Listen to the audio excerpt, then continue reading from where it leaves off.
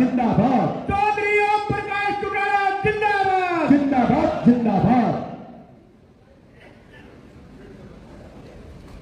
आदर और सम्मान पे हो बहुजन समाज पार्टी के राष्ट्रीय कोऑर्डिनेटर बहन मायावती जी के उत्तराधिकारी भाई Akash Anand ji, Indian National Lokdal party के प्रदेश के अध्यक्ष पूर्व में रहे मंत्री चौधरी रामपाल माजरा जी, बहुजन समाज पार्टी के हरियाणा के प्रभारी रणधीर सिंह जी बैणीवाल, बहुजन समाज पार्टी के जिला के अध्यक्ष धर्मपाल जी टीगरा, इंडियन नेशनल लोकदल पार्टी के जिला के अध्यक्ष यशवी राणा जी, बहुजन समाज पार्टी के जिला के अध्यक्ष ईश्वर सिंह जी, मंच पे मेरे साथ बैठे हुए दोनों पार्टियों के राष्ट्रीय, प्रदेश, जिला और हल्का स्तर के सभी पार्टी के पदाधिकारीगण, आज के इस गठबंधन के दोनों पार्टियों के बहुत ही वरिष्ठ कर्मठ मेहनतकश इस सम्मेलन में कार्यकर्ता के आए हुए पार्टी के सभी कार्यकर्ता साथियों, पत्रकार छायाकार दोस्तों, मेरे से पूर्व जो वक्ता थे जिन्होंने आज के हालात के ऊपर आपके बीच में चर्चा करी, प्रदेश में पिछले 10 वर्षों से भाजपा की सरकार बनने के बाद किस किस्म के हालात रहे, हमें किन परिस्थितियों से गुजरना पड़ा, देश में भारतीय जनता पार्टी की सरकार बनने के बाद किस तरह से तानाशाह तरीके के साथ देश को कमजोर करने की साजिशें रची गई। उससे पहले कांग्रेस का जो राज था, कांग्रेस ने कैसे देश को, प्रदेश को लूटने का काम किया, इन सारी बातों के ऊपर बहुत खुल करके सब साथियों ने चर्चा करी। अगर मैं उन बातों को दोहराऊंगा तो लंबा समय लगेगा। साथियों, आज का जो ये कार्यकर्ता का सम्मेलन बुलाया गया, इसका मकसद केवल एक है, 3 महीने में हरियाणा की विधानसभा का चुनाव होना है। आज के जो हालात हैं, आज जो परिस्थितियां हैं, मैं लोकसभा के चुनाव के बाद लगातार हरियाणा प्रदेश के अलग अलग विधानसभा क्षेत्रों में गया, अलग अलग गांव में लोगों से मिला, शहर में जाकर के लोगों के साथ बातचीत करी। मैंने सारी बातें खुल के लोगों के बीच में करी। गठबंधन के बाद लोगों का मन, लोगों ने क्या नया फैसला करना है, इसके बारे में भी चर्चा हुई। मैंने लोकसभा के चुनाव के लिए भी लोगों से खुल करके पूछा कि क्या हमारे कार्यकर्ता ने चुनाव के अंदर अपनी जिम्मेवारी निभाने में कहीं कोई कोताही करी है, या इंडियन नेशनल लोकदल पार्टी ने पिछले 10 वर्षों से, जब से भाजपा की सरकार इस प्रदेश में बढ़ी, जब भी भारतीय जनता पार्टी ने हरियाणा प्रदेश के लोगों के साथ कोई कुठाराघात किया या कोई गलत निर्णय लेकर के थोपने की कोशिश करी, या किसी भी जाति विशेष के लोगों को सरकार के खिलाफ आवाज को दबाने का प्रयास किया, इंडियन नेशनल लोकदल पार्टी ने हर संभव यह प्रयास किया कि लोगों के साथ न्याय हो, लोगों की आवाज को दबाया ना जा सके, लोगों को न्याय मिले। हमने चाहे कोई भी आंदोलन था, हमने हर आंदोलन के अंदर जहां सरकार ने ज्यादती करने की कोशिश करी, उस जमात के लोगों के साथ खड़े होकर के न्याय दिलवाने में कहीं कोई कसर छोड़ी हो। ये सारी बातें मैंने खुल करके लोगों से करी और पूछी। लोगों ने इस बात की हामी भरी कि आपने अपनी तरफ से, आपके पार्टी के किसी कार्यकर्ता ने, पार्टी के नेता ने जिस ढंग से हर आंदोलन के अंदर, हर लड़ाई के अंदर अपनी भूमिका निभाई, लोग कहते हैं कि हम उस बात के कायल हैं। आपने चौधरी देवीलाल जी की नीतियों को आगे बढ़ाया और अब खुल करके इस बात को लेकर के भी चर्चा करते हैं कि जिस पार्टी के संस्थापक स्वर्गीय काशीराम जी थे, जिनकी केवल एक सोच थी, उनका एक नारा था कि वोट हमारा, राज तुम्हारा, नहीं चलेगा। और उन्होंने उसी नारे को बुलंद करते हुए उस गरीब आदमी का, जिसको वोट का अधिकार तो बाबा साहब अम्बेडकर ने दिलवा दिया था, लेकिन उत्तर प्रदेश, बिहार, पश्चिम बंगाल जैसे प्रदेशों में उसे वोट डालने का अधिकार बदमाशों ने छीन रखा था। उनके खिलाफ किस तरह से उनको एकत्रित किया, किस तरह से उस जमात को जोड़ने का काम किया, किस तरह से उनके अधिकारों की लड़ाई लड़ी, जिसकी अगवानी सबसे पहले काशीराम, स्वर्गीय काशीराम जी ने करी, और उसके बाद बहन मायावती ने उन कठिन समय में, आप सोच भी नहीं सकते, मैंने अपनी आंखों से देखा है, साइकिल के ऊपर चढ़ करके गांव दर गांव जा करके गरीब लोगों को उनकी ताकत को कैसे समझाया जा सके, कैसे उनको उनके अधिकार मिले, उसके लिए उन्होंने संघर्ष किया। आज लोग इस बात को लेकर के चर्चा करते हैं कि आज हरियाणा के अंदर अगर वोट किसी का है तो ग्रामीण अंचल में रहने वाले लोगों की वोट की संख्या बड़ी है। आज भारतीय जनता पार्टी कहीं ना कहीं जात पात, धर्म, मजहब के नाम पे हमें बांट करके हमारा वोट अलग थलग करना चाहती है। हमने ये सारी बातें सोच करके बहन मायावती जी जाकर के बात करी और कहा कि अगर आप और हम मिलकर के इस प्रदेश के अंदर आने वाले समय में इकट्ठे होकर के चुनाव लड़ेंगे तो पूरे देश में एक संदेश जाएगा कि बहुजन समाज पार्टी और किसान आज इकट्ठा होकर के न केवल हरियाणा में बदलाव लेकर के आया, बल्कि देश के अंदर एक संदेश देगा कि पूरे देश में बदलाव लाने का काम करेगा। आज हर व्यक्ति जो है इस भारतीय जनता पार्टी की सरकार से दुखी है, परेशान है, बदलाव चाहता है। हर आदमी की इच्छा है कि फिर से इस प्रदेश में राम राज आए, फिर से इस प्रदेश में चौधरी देवीलाल जी के सपनों की सरकार बने, फिर से हमें वो सुख सुविधाएं मिले जो चौधरी देवीलाल के शासनकाल में मिली थी।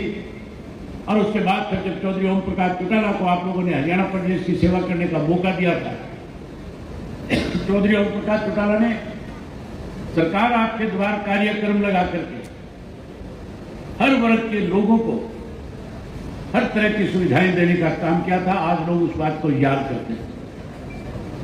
आज की सरकार के हालात देखें आप, ये आपके समझने की जरूरत है, लोगों को जाकर के बताने की जरूरत है।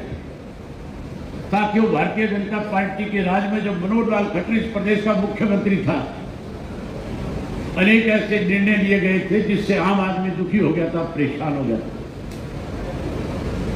उनके मुख्यमंत्री के पद से हटने के बाद नया मुख्यमंत्री बनकर के आया नायब सैनी, और उन्हीं के लिए सरकार के जो फैसले थे उन फैसलों को आज बदलने का काम कर रहा है। ये फैसले बदले नहीं जा रहे, ये केवल और केवल दिखावा किया जा रहा है। ये कह रहे हम लोगों को सुविधाएं प्रदान करने जा रहे हैं, फिर पहले ये फैसले दिए क्यों थे जिससे लोग परेशान हो रहे थे। ये केवल अपनी गलतियों को किसी तरीके से उनको छुपाना चाहते हैं। आज इस इतनी बड़ी एंटी इनकम्बेंसी है भारतीय जनता पार्टी के खिलाफ, मुझे लगता नहीं विधानसभा के चुनाव में 10 का आंकड़ा पार भी भारतीय जनता पार्टी कर सके। जहां भारतीय जनता पार्टी की हालत यह है, वही कांग्रेस पार्टी का हालत उससे भी ज्यादा बुरा है। कल मेरे पास पत्रकार आ गए थे, मुझे पूछने लगे, अरे बैठ जाओ भाई, कहां जा रहे हो?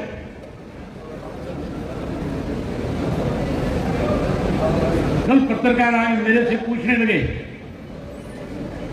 कि कांग्रेस वाले भारतीय जनता पार्टी से 10 साल का हिसाब मांग रहे हैं। आप कांग्रेस के बारे में क्या कहना चाहोगे? मैंने उन पत्रकार साथियों से खुल करके एक बात कही कि कांग्रेस कह रही है हमें 10 साल का हिसाब चाहिए। हमने कांग्रेस का 10 साल का जो कुशासन था, जो लूट थी 10 साल की, जो 72,000 एकड़ किसान की कोड़ियों के दाम पे लेकर के बिल्डरों को सौंपने का काम कांग्रेस ने किया था। दफा 4, 6, 9 के नोटिस की जमीनों को रिलीज करके भूपेंद्र सिंह हुड्डा ने जो लूट इस प्रदेश में मचाई थी, जिस तरह के गलत निर्णय लेकर के लोगों के सामने परेशानियां खड़ी करी थी, बड़ी हैरानी की बात है। कांग्रेस के राज के अंदर इस तरह के फैसले हुए थे जिससे बड़े बड़े उद्योगपति जो इस देश के थे उनको फायदा मिल रहा था, किसान लूट रहा था। हमारे किसान की मजदूर की जमीन पे सीलिंग है और इस भूपेंद्र सिंह हुड्डा ने उस एक्ट को बदल करके किसान की जमीन पे सीलिंग बरकरार रखी और कंपनियों को इस बात की छूट दे दी कि जितनी मर्जी जमीन कंपनी खरीदे उसके ऊपर कोई सीलिंग नहीं है। किस तरह से किसान को कमजोर किया गया। हमने कहा कि इस कांग्रेस सरकार के खिलाफ हमने 400 पेज की चार्जशीट तैयार करी। हमने भारतीय जनता पार्टी की सरकार जब बड़ी, उस वक्त मैं अपोजिशन लीडर था, मैंने खुल करके विधानसभा में कहा था कि अगर आप सही मायने में हरियाणा के लोगों के साथ न्याय करना चाहते हो तो जो चार्जशीट हम आपको दे रहे हैं, जो आरोप हम इनके खिलाफ लगा रहे हैं, आप लोगों के बीच में कह करके आए हो कि कांग्रेस ने जो लूटा है हम उसका हिसाब लेने का काम करेंगे। जो हम लिख करके दे रहे हैं, जो एफिडेविट हमने साइन किए हैं, अगर इसमें कुछ गलत है तो आप हमारे खिलाफ कार्रवाई करें, अन्यथा इन लोगों के खिलाफ जो लूट इन्होंने मचाई है उसके लिए कोई एक न्याय, एक ऐसा आयोग बनाओ, हाई कोर्ट के सिटिंग जज को ये इंक्वायरी सौंपो ताकि हरियाणा के लोगों के साथ न्याय हो सके। मैंने उनसे पत्रकार साथियों से कहा था कि कांग्रेस वाले बीजेपी वालों से 10 साल का हिसाब मांग रहे हैं। हम तो कांग्रेस के भी 10 साल के कुशासन का हिसाब मांगेंगे नहीं, हिसाब करने का काम करेंगे। यहां बीजेपी के राज के अंदर पिछले 5 वर्ष में दोनों हाथों से प्रदेश को लूटा बीजेपी और जेजेपी ने। हम इन 2 पार्टियों का नहीं, तीनों का हिसाब करेंगे, पाई पाई का हिसाब लेंगे और जिन लोगों ने गलत किया है उन लोगों के खिलाफ सख्त कार्रवाई करने का काम करेंगे। आज हर आदमी आपकी तरफ देख रहा है, हर आदमी की सोच है कि एक बार फिर चौधरी देवीलाल के सपनों की सरकार बनाई जाए। और अब तो चौधरी देवीलाल के अकेलों की सपनों की सरकार नहीं, अब तो स्वर्गीय काशीराम और चौधरी देवीलाल, जिन्होंने दलित को, मजदूर को, कमेरे को, गरीब को, किसान को इकट्ठा करके देश के अंदर बहुत बड़ा बदलाव लाने का काम किया था, कांग्रेस को सत्ता से बाहर करने का काम किया था, आज उन दोनों के सपनों को साकार करने का समय आ गया। आज दोनों पार्टी के कार्यकर्ताओं की एक जिम्मेवारी है, जहां पार्टी जिसको उम्मीदवार बना दे, दोनों पार्टी के कार्यकर्ताओं को यह सोचने की जरूरत नहीं कि यह हाथी का निशान नहीं है या ऐनक का निशान नहीं है। आप लोगों की केवल सोच एक होनी चाहिए कि हमने चौधरी देवीलाल और स्वर्गीय काशीराम जी के सपने को साकार करना है। हमने बहुजन समाज पार्टी और इंडियन नेशनल लोकदल पार्टी की सरकार बनानी है। हमने कमेरे वर्ग और गरीब और मजदूर और किसान का राज इस प्रदेश में स्थापित करके देश को एक संदेश देना है कि न केवल हरियाणा प्रदेश में हमने बदलाव किया, बल्कि आने वाले समय में देश में बदलाव करके देश की सत्ता पे भी काबिज करके बहन मायावती को प्रधानमंत्री बनाया। यह संभव तब होगा साथियों जब इस लड़ाई को आज संकल्प लेकर के जाओगे कि हम सब ने मिलकर के आज से समय निकाल करके लोगों के बीच में जाकर के एक विश्वास पैदा करना है कि आने वाले समय में कैसे हरियाणा प्रदेश के हर वर्ग का भविष्य सुरक्षित हो, हम उसके लिए मिलकर के काम करेंगे। हमने दोनों पार्टियों ने जब फैसला किया एक साथ मिलकर के गठबंधन करके प्रदेश को आगे बढ़ाने का, हमने अनाउंसमेंट से पहले आपस में बैठ करके चर्चा करी थी कि मिलजुल करके प्रदेश के लोगों में कैसे विश्वास पैदा करें। मैंने खुल के कहा था कि हमारी सोच है चौधरी देवीलाल जी के सपनों को और काशीराम जी के सपनों को साकार किया जाए। हर वर्ग के लोगों के लिए हमें किस तरह के कदम उठाने चाहिए जिससे लोगों का विश्वास दोनों पार्टियों के प्रति बढ़े और वहीं उन्हें यह विश्वास हो कि इनकी पार्टी सत्ता में आने के बाद जो वायदे हमारे साथ करेगी उनको पहली कलम से पूरा करने का भी काम करेगी। हमारे पास बहुत बड़े उदाहरण है। चौधरी देवीलाल जी सन 1987 में मुख्यमंत्री बने थे और सन 1986 के अंदर जींद के अंदर न्याय युद्ध के नाम से एक सम्मेलन किया गया था जिसका नाम रखा गया था हरियाणा सम्मेलन। पूरे हरियाणा प्रदेश के लोग उसमें आए थे, लाखों की संख्या में लोग इकट्ठा हुए और चौधरी देवीलाल ने खुल करके वहां लोगों के बीच में ऐलान किया और कहा कि अगर आप लोगों ने मुझे अपनी सेवा करने का मौका दिया तो उन्होंने कहा था कि बुजुर्ग आदमी जिसकी उम्र 60 वर्ष हो जाएगी मैं उसको 100 रुपया पेंशन देकर के उसका मान सम्मान बढ़ाऊंगा। उन्होंने वायदा किया था कि किसान आज कमजोर होता जा रहा है, गरीब आदमी अपने पैरों पे खड़ा नहीं हो पा रहा, छोटा दुकानदार खत्म हो गया, कर्मचारी पे मार पड़ रही है। इसलिए उन्होंने कहा था कि 10-10 हजार रुपए के कर्जे माफ करूंगा हर वर्ग के लोगों को। उन्होंने वायदा किया था कि गरीब की बेटी की शादी में बहुत बड़ी अड़चन और दिक्कत आती है। हमारे यहाँ परंपरा है, लोग दहेज मांगते हैं, दान मांगते हैं। उन्होंने कहा कि जहां दहेज प्रथा को खत्म करेंगे वहीं उसके साथ साथ गरीब की बेटी की शादी में दिक्कत और रुकावट न आए, उसके लिए 5100 रुपए कन्यादान के रूप में दूंगा। और चौधरी देवीलाल ने ये वायदे कर रहे थे। चौधरी बंसीलाल मुख्यमंत्री था, कह रहा था कि चौधरी देवीलाल बहका रहे हैं, मैं पढ़ा लिखा हूं, LLB हूं, सरकारी खजाने से पैसा नहीं दिया जा सकता। चौधरी देवीलाल को जाके पत्रकारों ने बताया कि चौधरी बंसीलाल ये कह रहा है। चौधरी देवीलाल ने कहा कानून बना दूंगा, मैं विधानसभा में कानून बना करके और जो वायदे लोगों के साथ किए उनको पूरा करूंगा। कैबिनेट की बैठक बुलाऊंगा और अपने प्रिंसिपल सेक्रेटरी से कहूंगा जा लिख करके लेके आ 10,000 तक का किसान का कर्जा माफ, निचली लाइन में लिख 100 रुपया बुढ़ापा पेंशन और उससे नीचे लिख 5100 रुपया गरीब के कन्यादान की। और कैबिनेट में प्रस्ताव रखूंगा, कैबिनेट से बोर्ड लगाऊंगा, नीचे दस्तखत कर दूंगा देवीलाल।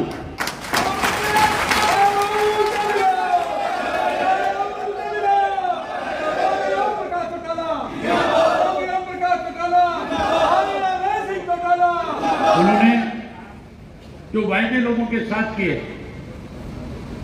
कैबिनेट की पहली बैठक में पहली कलम से पूरा करने का काम किया। हमने भी आपस में बैठ करके तय किया था कि हम लोगों को अपने मैनिफेस्टो के माध्यम से जो सुविधाएं देने की बात कहेंगे उसको पूरा करेंगे। उसमें मुख्य जो 9 बातें हैं वो मैं आपको बताना चाहता हूं।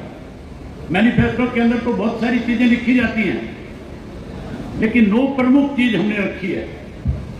आज तुम्हारा फोल्डर बनकर के तैयार हो गया था, पता नहीं किस वजह से आप तक पहुंचने में चूक हो गई। मैं जल्दी हर कार्यकर्ता के हाथ में फोल्डर पहुंचाने का काम करूंगा, आप तक पहुंच जाएगा। लेकिन उससे पहले मैं बताना चाहूंगा कि हमारी दोनों पार्टियों की बैठक से गठबंधन के ऐलान से पहले यह फैसला हो गया था कि अगर लोगों ने हमें पर विश्वास किया, भरोसा किया, सत्ता सौंपी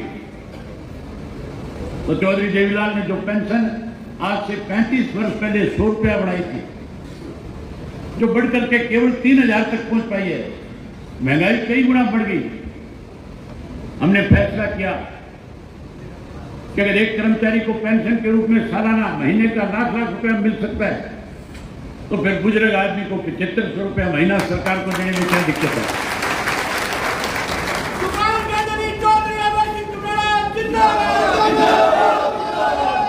हम 7500 रुपया बुढ़ापा पेंशन करेंगे, जहां बुजुर्ग को 7500 रुपया पेंशन का देंगे, वहीं उसके साथ साथ साथियों, हर नागरिक को आज 4 सबसे बड़ी जरूरत है। आज बिजली चाहिए, आज पानी चाहिए, आज हर बच्चे को शिक्षा चाहिए और हर बीमार को चिकित्सा चाहिए।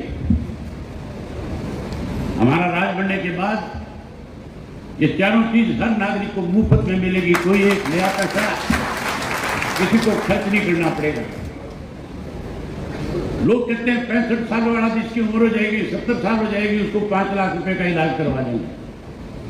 हम कहते हैं परमात्मा ना करे कोई आदमी अस्वस्थ हो, लेकिन कोई आदमी बीमार होगा, उसकी बीमारी पे जितना भी खर्च आएगा, टोटल का टोटल खर्चा जो है सरकार की तरफ से वहन किया जाएगा।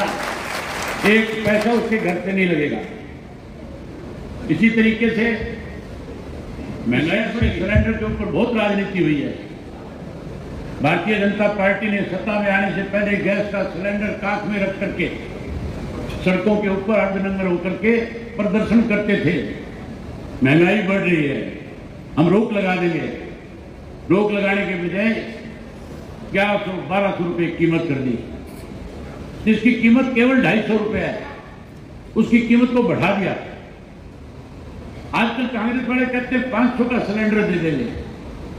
ये हुड्डा 10 साल मुख्यमंत्री रहा था, तब इसने सस्ता क्यों नहीं किया? तब कौन था रोकने वाला? अरे ये हुड्डा जो कहता है कि मेरा राज बनने के बाद, मुझे लगता है इसका राज तो अगस्त में बन जाएगा। ये ईडी वाले अगस्त में ले जाएंगे इसको। जो राज के सपने देख रहा है, मुझे लगता है मुझे जाकर के तिहाड़ में मिलकर के आना पड़ेगा इससे।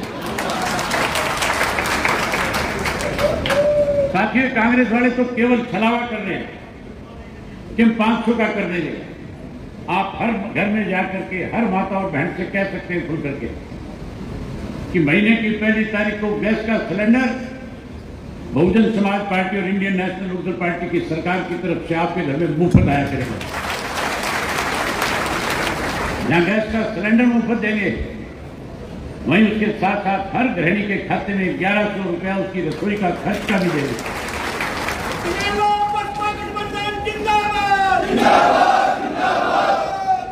मुझे पत्रकार ने पूछ लिया बिजली कैसे मुफ्त दोगे? मैंने कहा मुख्यमंत्री वाले कुर्सी पे बैठा, जिस दिन लोगों ने बैठा दिया, मैंने कहा हर घर की छत के ऊपर आज सोलर का जमाना है, हर घर के छत के ऊपर सोलर लगाऊंगा और हर घर के अंदर मुफ्त में बिजली का बंदोबस्त करके देने का काम करेंगे। जो सोलर 80% आज की तारीख में जिसमें सब्सिडी है, 20% सब्सिडी प्रदेश की तरफ से देंगे और 100% सब्सिडी के साथ हर घर पे सोलर लगा करके मुफ्त में बिजली का इंतजाम करेंगे।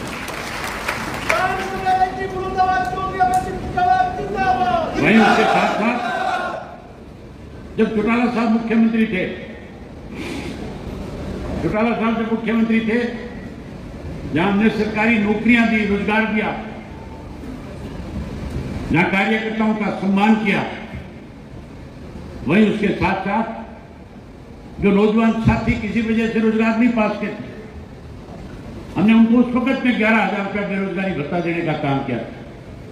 अब हम कानून बनाएंगे, जिस घर से पढ़ा लिखा कोई एक व्यक्ति भी रोजगार और नौकरी में नहीं होगा, हम उस हर घर से एक व्यक्ति को रोजगार और नौकरी देने का काम करेंगे। जिन घरों से बच्चों को रोजगार नहीं मिलेगा, नौकरी नहीं मिलेगी, उन्हें मायूस नहीं होने देंगे। हम उनको 21,000 रुपया बेरोजगारी भत्ता देकर के उनका मान सम्मान बढ़ाने का काम करेंगे।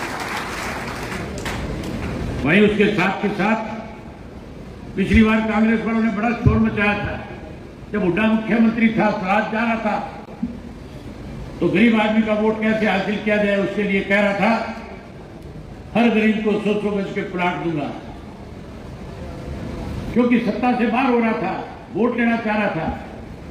अगर नीयत ठीक होती, 10 साल सत्ता में रहा था, उस वक्त कानून के तहत 100 गज के प्लाट दे सकता था। आप लोगों के बीच में जाकर के कहना कि बीजेपी बसपा की और इंडियन नेशनल लोकदल पार्टी की सरकार बनाओ। जब दोनों पार्टियों की सरकार बनेगी तो हर गरीब आदमी को 100 गज का प्लाट और चौधरी देवीलाल आवास योजना के तहत पक्का मकान बना करके भी देंगे।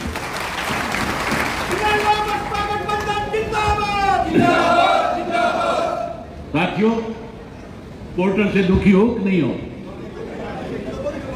कितने दुखी हो? तुम अकेले दुखी नहीं हो, पूरा प्रदेश दुखी है। ये पत्रकार जो खड़े हैं, इन पत्रकारों ने पोर्टल ने मार के रख रखा है। तुम भी परेशान हो कि नहीं हो? बोल के तो बता दो। ये भी बहुत परेशान है।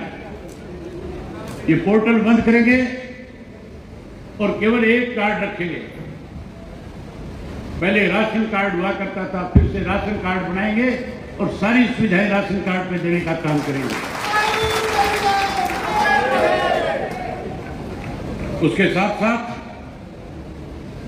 आज जो सरकारी नौकरियां हैं, ये कहते हैं पर्ची और खर्ची बंद कर दी। पर्ची और खर्ची बंद नहीं हुई, प्रचलन बढ़ गया। अब तो पब्लिक सर्विस कमीशन के दफ्तर के अंदर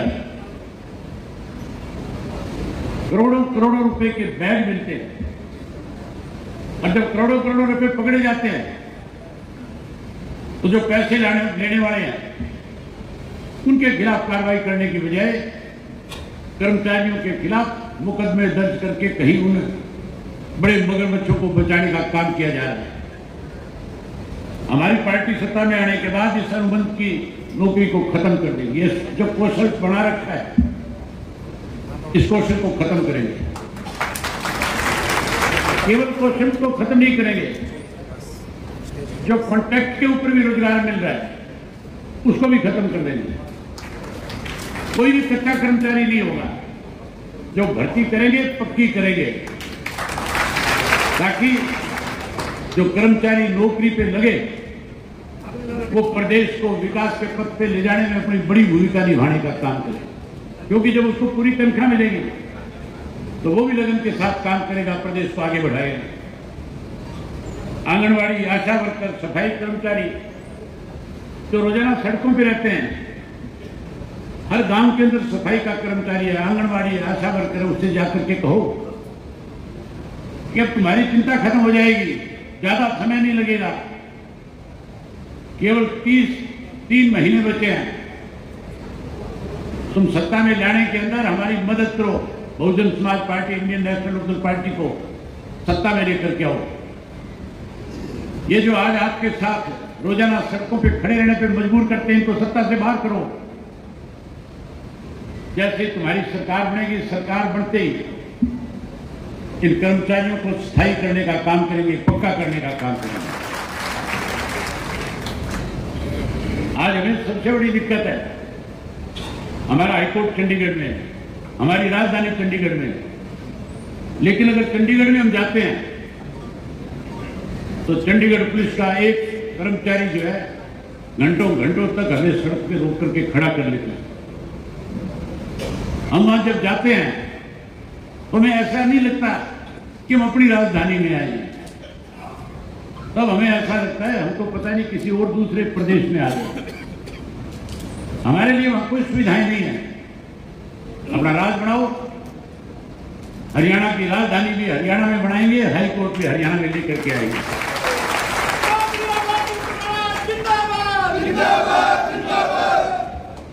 ओल्ड पेंशन के कर्मचारी मुझे कई बार मिले, पार्टी के साथियों को रोजाना मिलते हैं।